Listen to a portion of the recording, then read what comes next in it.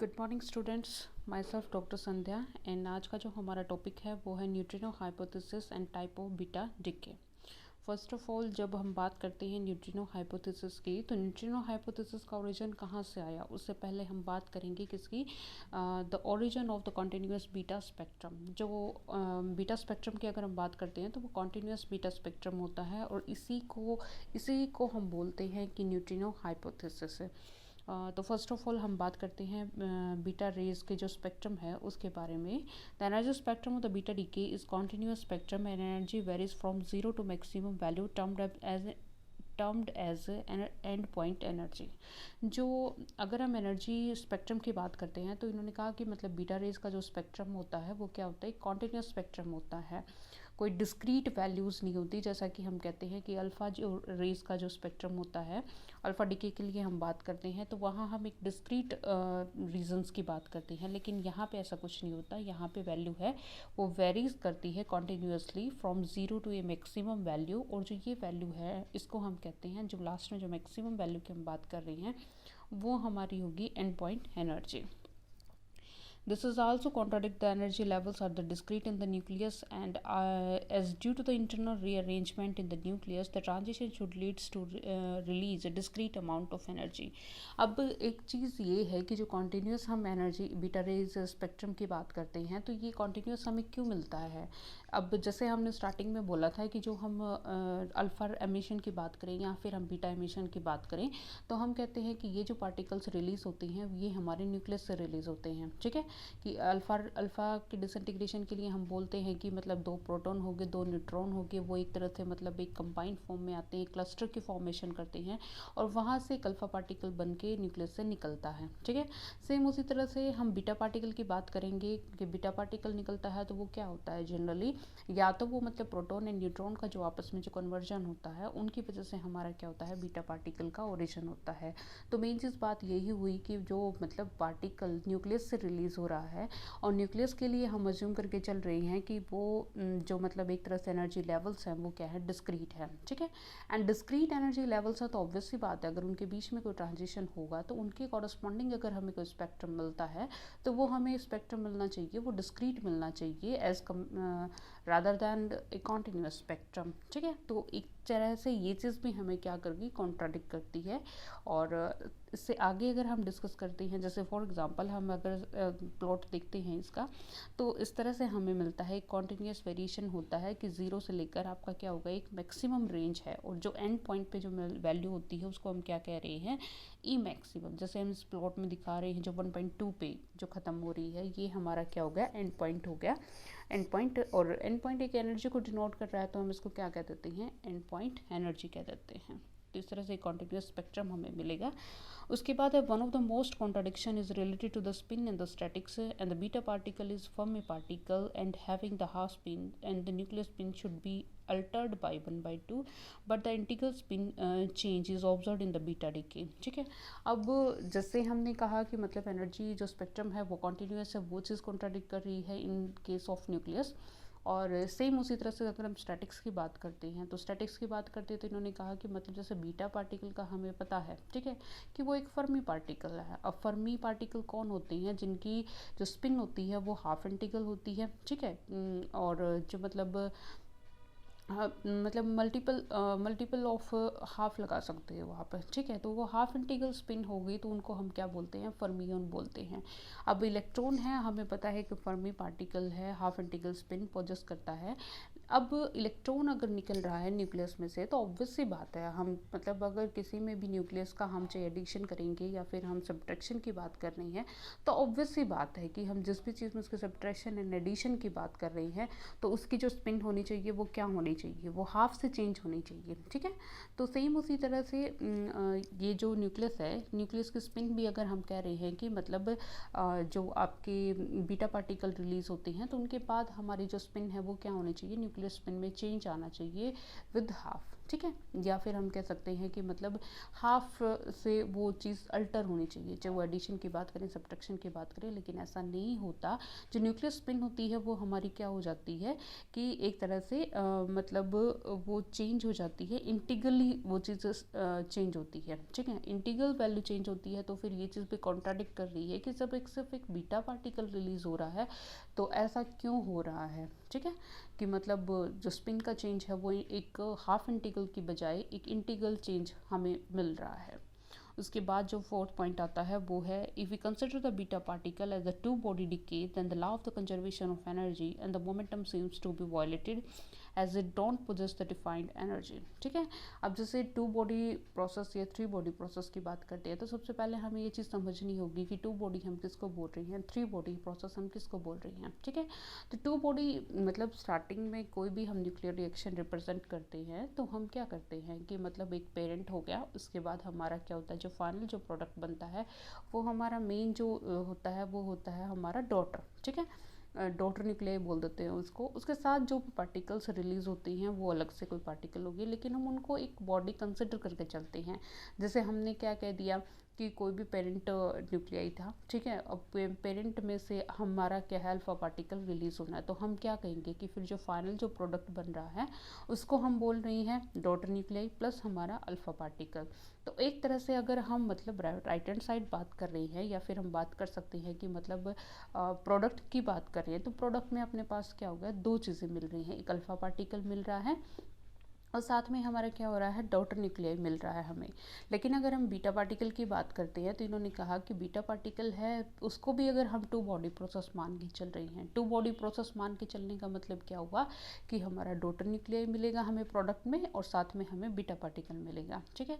तो क्या होना चाहिए कि मतलब same energy and momentum conservation की अगर हम बात करेंगे तो वो जैसे टू बॉडी प्रोसेस हमारा अल्फा डिके में होता है वैसा इसमें भी सेम चीज़ फॉलो होनी चाहिए, लेकिन ये सेम वैसा फॉलो नहीं करता, ठीक है।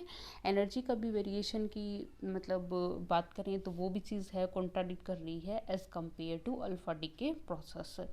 और जो एनर्जी एंड मोमेंटम कंजर्वेशन दोनों के जो लॉज हैं वो भी क्या कर रहे हैं, यहाँ पे वॉयलेट कर रहे हैं। और one can say experimentally we found that the electron is not mono energetic. Mono energetic का मतलब क्या हुआ कि कोई एक फिक्स वैल्यू है कि भाई इस पॉइंट के ऊपर ये चीज़ है, ठीक है। जैसे मोनोक्रोमेटिक वर्ड यूज़ किया जाता है कि एक सिंगल वेवलेंथ के लिए यूज़ होता है, इसीलिए सेम यहाँ पे क्या हो गया, एक तरह से मोनो एनर्जेटिक की बात है कि मतलब हम बीटा रेस को हम एक मोनो एनर्जेटिक रेस नहीं बोल सकते। उसके बाद जो पॉइंट है, the maximum kinetic energy is T maximum and in two body process but most of the electron have energy less than T maximum. अब इन्होंने कह दिया कि मैक्सिमम काइनेटिक एनर्जी है वो टी मैक्सिमम है, लेकिन अगर हम इलेक्ट्रॉन्स की बात करते हैं तो उनके पास वो टी मैक्सिमम काइनेटिक एनर्जी नहीं मिलती, ठीक है।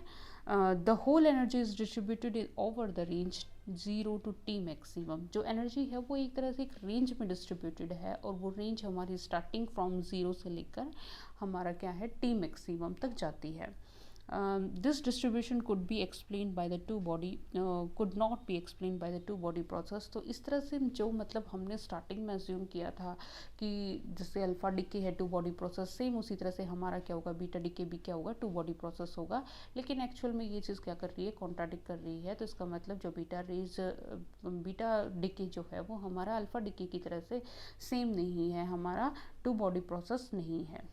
The law of conservation is seems to be violated, or law of conservation of momentum, sorry, law of conservation of momentum की अगर हम बात करते हैं तो वो भी चीज़ क्या होती है, वॉयलेट करती है। टोटल एंगुलर मोमेंटम अगर हम मतलब न्यूक्लियर रिएक्शन की बात कर रही हैं तो वो लेफ्ट हैंड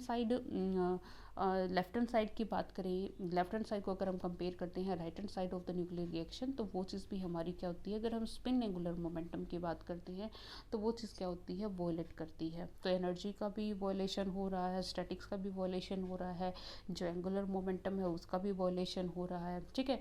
जो हमने टू बॉडी प्रोसेस अज्यूम किया है और डिस्क्रीट स्पेक्ट्रा हमें मिलना चाहिए वो चीज़ भी फॉलो नहीं हो रही है। तो इस तरह से एक तरह से मतलब ये चीज़ हो गया कि कोई ऐसी चीज़ है जिसे हम डिटेक्ट नहीं कर पा रहे हैं जो बीटा डिके के प्रोसेस में अक्कर हो रही है, ठीक है। तो and all the anomalies are explain by the Pauli in 1930। ठीक है, तो मतलब जो एक तरह से ये अब्रप्ट बिहेवियर है, या फिर हम कह सकते हैं कि मतलब एक नॉर्मल जो बिहेवियर होना चाहिए उससे जो डिफरेंट बिहेवियर है in case of beta decay, तो उसको क्या है मतलब जो पॉली सर हैं उन्होंने क्या किया था, एक्सप्लेन किया था 1930 में। ठीक है, इन सारी एनोमलीज के बारे में। और उन्होंने कहा था कि मतलब the particle termed as neutrino is also release during the beta decay.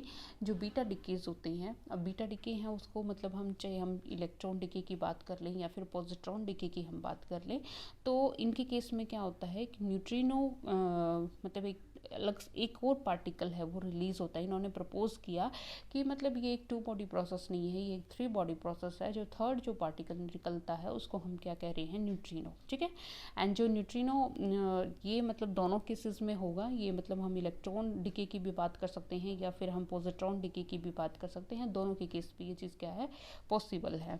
ये also suggest that the particle must have zero mass, zero charge and half spin. अब इन्होंने इसके साथ ये प्रपोज किया क्योंकि जब भी हम बात करते हैं, जैसे हमने जनरल अब तक जितना भी आपने बच्चों आपने किया होगा, तो इसमें हम बात करते हैं नॉर्मली जब हम मतलब आपने 12th में भी आपने किया होगा कि मतलब नंबर ऑफ अल्फा पार्टिकल आपको फाइंड आउट करनी है, नंबर ऑफ बीटा पार्टिकल, आपको एक न्यूक्लियर रिएक्शन दी जाती थी। तो जनरली ऐसे क्वेश्चन भी पूछे जाते थे कि मतलब आप हमें बताओ कि अल्फ़ा पार्टिकल्स कितने रिलीज़ हो रहे हैं, या फिर नंबर ऑफ बीटा पार्टिकल इतने हैं, आप अल्फ़ा कैलकुलेट करो। या फिर हम कह सकते थे कि मतलब पेरेंट के corresponding atomic mass and atomic weight ये है, आप डॉटर के कॉरस्पॉन्डिंग कोई भी चीज़ है, चाहे वो एटॉमिक वेट की बात करो या एटॉमिक नंबर की बात करो, वो चीज़ फाइंड आउट कर सकते थे।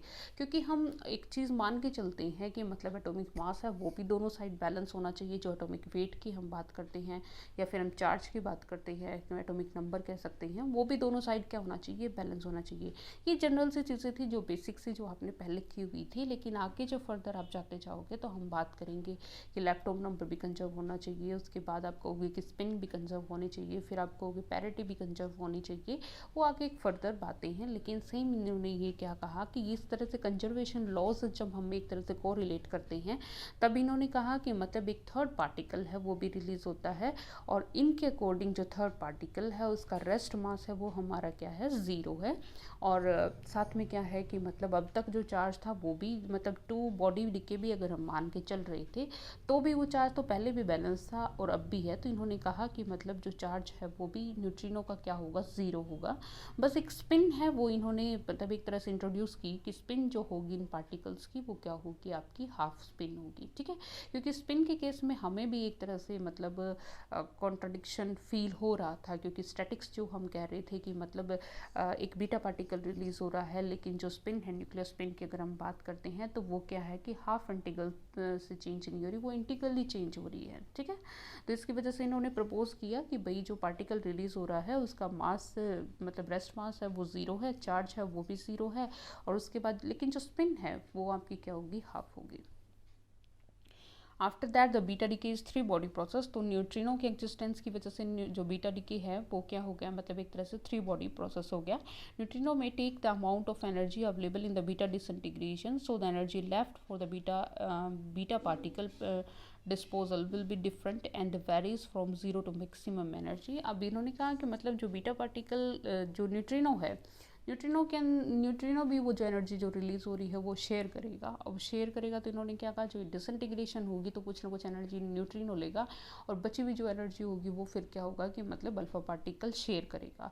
तो कोई एक फिक्स अमाउंट ऑफ एनर्जी नहीं है कि वो जो अल्फा पार्टिकल जो रिलीज हो रहा है उसके पास वो एग्जिस्ट करेगी। तो इन्होंने कहा कि मतलब एक रेंज एनर्जी की हमें मिल जाती है, ज़ीरो से लेकर मैक्सिमम तक वो बीटा पार्टिकल है वो शेयर कर सकता है। ठीक है, इसलिए हम एक तरह से हम कह सकते हैं कि जो कॉन्टिन्यूस स्पेक्ट्रा है वो हमें इसलिए मिलता है। अब जो ई मैक्सिमम है, जो मैक्सिमम ऑफ एनर्जी की बात कर रही हो, वो क्या है कि मतलब shared by the 2 particle, that is E beta plus E mu. ठीक है, कि मतलब न्यूट्रिनो जितनी शेयर करता है या फिर जितना बीटा पार्टिकल है वो शेयर करता है। The simultaneously emission of neutrino satisfy the condition of continuous beta spectrum. मतलब एक तरह से न्यूट्रिनो जो आपका बीटा पार्टिकल उसके साथ एमिट होता है तो वो एक तरह से कॉन्टिन्यूस जो बीटा स्पेक्ट्रम है उसकी कंडीशन है उसको फॉलो करता है। Intrinsic spin of the neutrino allow the angular momentum of to be conserved. अब जो स्पिन इन्होंने बोल दिया हाफ स्पिन होगी तो एंगुलर मोमेंटम है वो चीज़ कंजर्व्ड, कंजर्वेशन की लॉ जो पहले फॉलो नहीं हो रहे थे वो अब यहाँ पे क्या हो रहे हैं, फॉलो हो रही हैं। ठीक है, तो इस तरह से जो मतलब पहले जो मतलब एक तरह से जो कॉन्टिन्यूस स्पेक्ट्रा का रीज़न क्या था वो चीज़ हमें यहाँ से पता कि चल रही है। फिर हमने टू बॉडी प्रोसेस था उसको अज्यूम किया था, वो लेकिन वो चीज़ भी फॉलो नहीं हो रही थी, वो भी अभी यहाँ पे एग्जिस्ट कर रही है। ठीक है, उसके बाद थर्ड जो पॉइंट था वो ये था कि मतलब स्टैटिक्स फॉलो नहीं हो रही है। अब स्टैटिक्स भी फॉलो हो रही है क्योंकि स्पिन है वो न्यूट्रिनो की क्या है, हाफ है, वो हमें पता चल गई, तो हम कह सकते हैं कि अब ये चीज़ अलाउ हो सकती है। उसके बाद फिर आपका क्या होगा कि एंगुलर मोमेंटम है वो चीज़ भी क्या हो जाएगी, कंजर्व हो जाएगी, क्योंकि स्पिन का हमें पता चल गया। दोनों साइड हम रिएक्टेंट या हम प्रोडक्ट की बात कर रहे हैं तो दोनों जगह पे वो चीज़ क्या होगी, बैलेंस हो जाएगी। और एनर्जी है वो एनर्जी दोनों में शेयर होती है, आपकी इलेक्ट्रॉन में भी शेयर होती है और आपकी न्यूट्रिनो में भी होती है। और एक कोई डिफाइंड एनर्जी की फॉर्म में आपका जो बीटा पार्टिकल है वो एग्जिस्ट नहीं करता, वो एक रेंज में एग्जिस्ट कर सकता है। और वो रेंज वेरी कर सकती है, वो रेंज शेयर की जा रही है किसके लिए, वो आपकी बीटा पार्टिकल और जो न्यूट्रिनो दोनों से की जा रही है शेयर। ठीक है, और मेनली जो मतलब न्यूट्रिनो मतलब एक लाइट पार्टिकल है तो फिर वो क्या करेगा, एनर्जी को मतलब वो एनर्जी को मतलब वो उसको जितनी एनर्जी की चाहिएगी वो इतनी एनर्जी लेता है, और जो बची हुई एनर्जी है वो फिर क्या है, इलेक्ट्रॉन एग्जिस्ट करता है। ठीक है, तो इस तरह से एक रेंज हमें मिल जाती है 0 से लेकर मैक्सिमम एनर्जी जो हम कह रहे हैं टी मैक्सिमम। तो इस तरह से न्यूट्रिनो की एग्जिस्टेंस है वो हम मतलब एक तरह से समझ पा रहे हैं किसकी हेल्प से, कि energy spectrum of beta decay. ठीक है, इसलिए हम इसको बोल देते हैं कि कॉन्टिन्यूस बीटा स्पेक्ट्रम। ठीक है, या फिर हम इसको ये भी बोल देते हैं न्यूट्रिनो हाइपोथेसिस, क्योंकि न्यूट्रिनो के एग्जिस्टेंस की बात यहीं से आई है।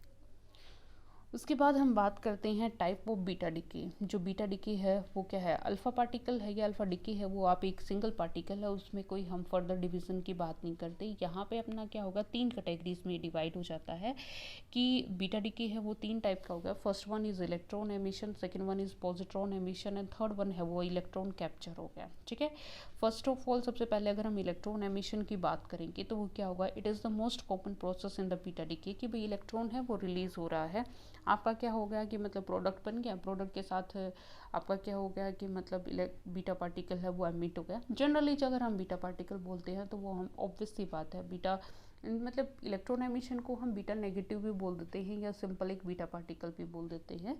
ठीक है, अब इस केस में क्या होगा, अब इस केस में आपका हो जाएगा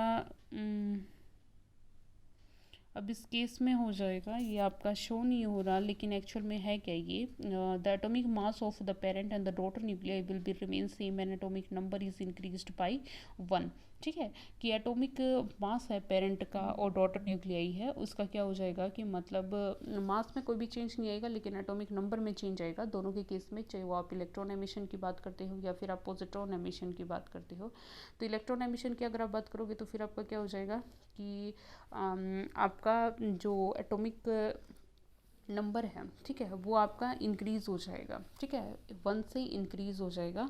जो ये बॉक्स आपके शो हो रहे हैं, सॉरी फॉर दैट, इसमें क्या है आपका लेफ्ट हैंड साइड है, लेफ्ट हैंड साइड में आपका क्या हो गया, न्यूट्रॉन हो गया, और उसके बाद मतलब न्यूट्रॉन है वो चेंज हो जाता है आपका मतलब आपका प्रोटॉन में। ठीक है, और प्रोटॉन चेंज हो जाता है, प्रोटॉन प्लस आपका बीटा पार्टिकल, और बीटा पार्टिकल के साथ आपका क्या है, एंटी न्यूट्रिनो रिलीज होता है। ठीक है, उसके बाद पॉजिट्रॉन एमिशन की बात अगर हम बात करते हैं,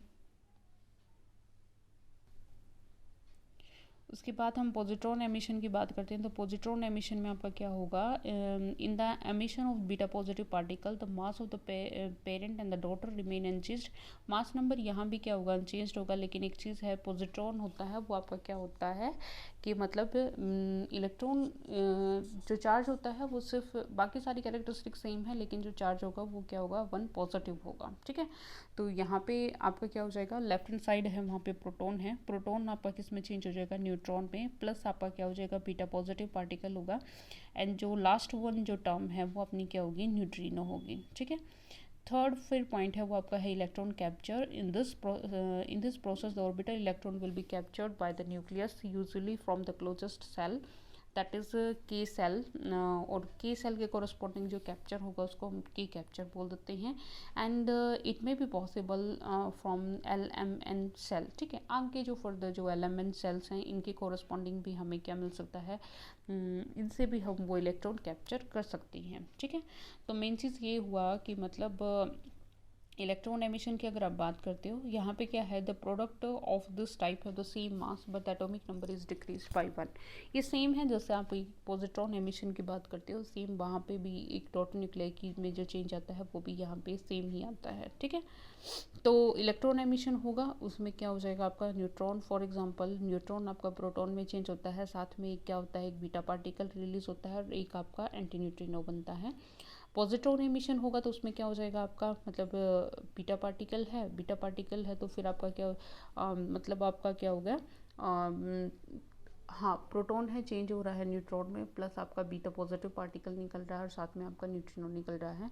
इलेक्ट्रॉन कैप्चर में ये होगा जो क्लोजेस्ट सेल है उसमें से इलेक्ट्रॉन है वो न्यूक्लियस है वो ले लेगा, और न्यूक्लियस ले लेगा तो उसमें क्या हो जाएगा कि प्रोटॉन है वो उसके साथ कंबाइन करके न्यूट्रॉन में चेंज हो सकते हैं, और साथ में ये हो सकता है कि मतलब अब जो पार्टिकल जो रिलीज होगा वो आपका न्यूट्रिनो रिलीज हो जाएगा।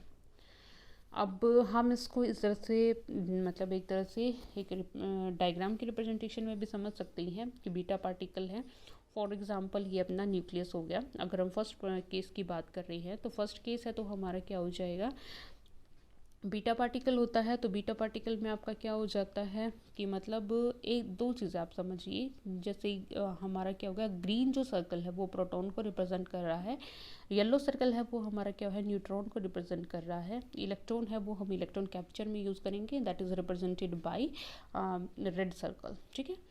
तो उसके बाद जो ग्रीन सर्कल है वो हमने क्या कहा कि इसको रिप्रेजेंट कर रहा है, वो हमारा प्रोटॉन को रिप्रेजेंट कर रहा है, ठीक है। येलो है वो हमारा क्या हो गया, न्यूट्रॉन हो गया। तो हमने बीटा एमिशन में क्या बोला कि न्यूट्रॉन है वो हमारा वो किस में चेंज हो जाता है, प्रोटॉन में चेंज हो जाता है, और साथ में क्या होता है, बीटा पार्टिकल रिलीज होता है, और आपका क्या हो गया उसके साथ जो उसका न्यूट्रिनो या एंटी न्यूट्रिनो रिलीज होगा। तो बीटा पार्टिकल रिलीज जब होता है तो हम कहते हैं उसके केस में जो पार्टिकल रिलीज होता है उसको हम एंटी न्यूट्रिनो कहते हैं, ठीक है। तो अब आपका न्यूट्रॉन जब प्रोटॉन में चेंज हो जाएगा, ठीक है, न्यूट्रॉन जब प्रोटॉन में चेंज हो जाएगा तो ऑब्वियस सी बात है जो आपने फर्स्ट केस जो लिया है, फर्स्ट केस में अपने पास क्या है कि 5 आपके मतलब येलो सर्कल हैं, ठीक है, जो आपके न्यूट्रॉन को रिप्रेजेंट कर रही है। अब वो प्रोटॉन में चेंज हो गया तो जो मतलब आपके ग्रीन सर्कल है वो 5 हो गए, और जो येलो सर्कल है वो एक कम हो गया, ठीक है, क्योंकि उसने क्या कर दिया, एक मतलब आपका न्यूट्रॉन प्रोटॉन में चेंज हो गया, साथ में बीटा पार्टिकल रिलीज होगा और आपका एंटी न्यूट्रिनो होगा, ठीक है। उसके बाद हम बात करते हैं पॉजिट्रॉन एमिशन की। पॉजिट्रॉन एमिशन होगा तो उसमें हम क्या कहते हैं कि प्रोटॉन चेंज हो जाता है न्यूट्रॉन में, साथ में आपका क्या हो जाएगा, पॉजिट्रॉन का एमिशन होगा और आपका न्यूट्रिनो रिलीज होगा। तो सेम उसी तरह से हम समझ सकते हैं यहाँ पे कि जो फर्स्ट केस है, जो फर्स्ट सर्कल की हम बात कर रहे हैं, तो इस केस में आपका क्या हो जाएगा नीचे कि अपने जो प्रोटॉन है, हाँ प्रोटॉन है वो आपका क्या हो गया आपके हाँ जो येलो सर्कल है वो हमारा क्या है, येलो सर्कल हमारा न्यूट्रॉन को रिप्रेजेंट कर रहा है, तो न्यूट्रॉन है वो हमारा किस में जो ग्रीन सर्कल है, हाँ वो हमारा प्रोटॉन था। तो प्रोटॉन अब न्यूट्रॉन में चेंज हो जाएगा, न्यूट्रॉन में चेंज होने के साथ आपका पॉजिट्रॉन रिलीज हो जाएगा और आपका न्यूट्रिनो बन जाएगा, ठीक है। तो इस तरह से इन सर्कल्स के फॉर्म में भी हम इसको क्या कर सकते हैं, समझ सकते हैं। मेन चीज़ वही है कि मतलब आपका न्यूट्रॉन चेंज हो रहा है तो ऑब्वियसली बात है आपका मतलब न्यूट्रॉन चेंज हो रहा है प्रोटॉन के अंदर, तो आपका मतलब प्रोटॉन है वो एक नंबर से बढ़ जाएगा, ठीक है, एंड न्यूट्रॉन है वो एक नंबर से क्या हो जाएगा आपका कम हो जाएगा, ठीक है। किसी भी एमिशन की अगर आप बात करते हो जिसमें आप कन्वर्जन शो कर रहे हो। लास्ट वन है जो हमारा वो हो गया आपका electron capture. And electron capture में आपका क्या होगा, जैसे हमने क्या कहा हमारे पास है 4 हमारे पास प्रोटॉन है फॉर एग्जांपल, और अपने पास क्या हो गए 3 न्यूट्रॉन हो गए, ठीक है, 3 न्यूट्रॉन हो गए 4 प्रोटॉन हो गए। तो इन्होंने क्या किया कि मतलब जो जैसे 3 न्यूक्लियस, फर्स्ट जो सर्कल है वो हमारा न्यूक्लियस को शो कर रहा है, एंड जो सेकंड सर्कल है उसमें क्या होगा, इलेक्ट्रॉन ऑर्बिट के अंदर मूव कर रही है, ठीक है। तो अब आपका क्या होगा, ये हम मान के चल सकते हैं के कैप्चर। के कैप्चर क्या होता है कि जो क्लोजेस्ट की सेल है उसमें से क्या होगा, इलेक्ट्रॉन को वो क्या करेगा, न्यूक्लियस के अंदर जो प्रोटॉन है वो उसको कैप्चर करेंगे, कैप्चर करने होने के बाद फिर क्या होगा, ये प्रोटॉन किस में कन्वर्ट हो जाएगा, आपका न्यूट्रॉन में चेंज हो जाएगा। तो जो फर्स्ट एरो हमारा शो हो रहा है कि भाई ये जो इलेक्ट्रॉन है ये क्या हो गया, इस प्रोटॉन के साथ कंबाइन कर रहा है जो न्यूक्लियस के अंदर है, ठीक है। अब ये यहाँ पे कंबाइन कर रहा है, तो अब जो नेक्स्ट एरो है वो हमारा शो कर रहा है कि अब ये जो मतलब आपका ग्रीन जो सर्कल है जो हमारा प्रोटॉन को रिप्रेजेंट कर रहा था, अभी किस में कन्वर्ट होने के चांसेस हैं, ये आपका कन्वर्ट हो जाएगा किसके अंदर, आपका न्यूट्रॉन में चेंज हो जाएगा, ठीक है। न्यूट्रॉन में चेंज हो जाएगा और आपका क्या हो जाएगा, मतलब एक तरह से हमारा मतलब के कैप्चर के अंदर क्या होता है कि मतलब, या फिर इलेक्ट्रॉन कैप्चर के अंदर क्या होता है, न्यूट्रिनो रिलीज होता है, साथ में क्या हो जाएगा, एक न्यूट्रिनो है वो हमारा रिलीज हो जाएगा, ठीक है। तो इस तरह से 3 टाइप के बीटा डिके थे। एक आपका क्या होगा, बीटा पॉजिटिव डिके जिसको सिंपल एक हम बीटा नेगेटिव डिके जिसको हम सिंपल क्या कह देते हैं, इलेक्ट्रॉन एमिशन कह देते हैं। बीटा पॉजिटिव जिसको हम क्या कह देते हैं, पॉजिट्रॉन एमिशन कह देते हैं। जो थर्ड वन है वो हमारा क्या होगा, इलेक्ट्रॉन कैप्चर, ठीक है। इलेक्ट्रॉन कैप्चर इनसे थोड़ा सा अलग है। जो मतलब हमारा बीटा नेगेटिव या बीटा पॉजिटिव है उसमें सिंपल है कि न्यूट्रॉन प्रोटॉन में चेंज हो जाता है, प्रोटॉन न्यूट्रॉन में चेंज हो जाता है, लेकिन ये दोनों के दोनों प्रोसेस है न्यूक्लियस के अंदर ही आपस में जो कन्वर्जन है प्रोटॉन एंड न्यूट्रॉन का प्रोटॉन के अंदर उसकी वजह से अक्कर होते हैं, ठीक है। एंड जो इलेक्ट्रॉन कैप्चर की आप बात करते हो उसमें जो इलेक्ट्रॉन है वो आउटर जो शेल्स है उनसे निकलता है, ठीक है। उनसे निकल के न्यूक्लियस उसको एब्सॉर्ब करता है और हमारा क्या है, न्यूट्रिनो पार्टिकल है वो रिलीज होता है।